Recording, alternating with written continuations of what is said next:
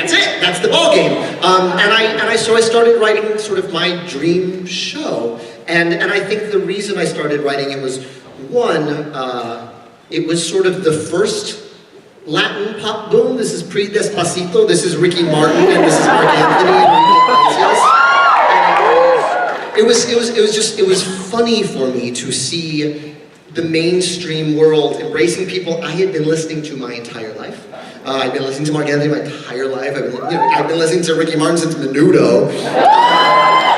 And I've been writing musicals, but I never brought anything from home into that. And I think a big part of growing up is sort of bringing all of yourself into a space, not just the part that relates to the people in the room. And so I put everything into that first draft of the 80-minute one-act version of In the Heights. And it was hip-hop, and it was Latin music, and it was show tunes. So it was sort of this weird mix of Rent and a Marc Anthony album, and like a Black Sheep album.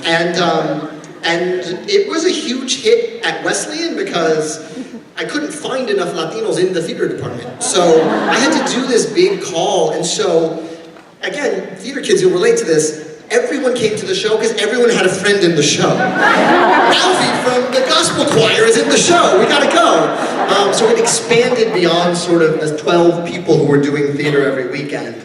And so that was a huge success. I met Neil Stewart and John Buffalo Mailer, who were seniors, who saw the show, and they were like, "Kid, we're starting a company when we graduate. Like, we want to produce your show." I was like, "Okay, I'm gonna be playing Ultimate. I'm 19, what are you talking about?" And they were as good as their word, and they started Backhouse Productions in the basement of the Drama Bookshop with Tommy Kail and Anthony Freestyle Supreme Veneziali. And so that's where it started. I met Tommy. We started the conversation that is still happening even today, and he is still circling my notes and having an idea for every word on the page.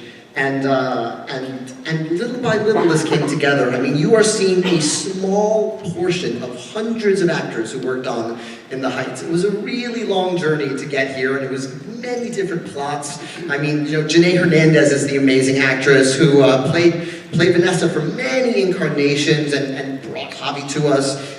You know, Jill Furman and Kevin McCollum and Jeffrey Seller, and so there, you know, we're sort of the starting lineup, but there's a lot of people who put a lot of blood, sweat, and tears into the show, and I'm grateful to all of them.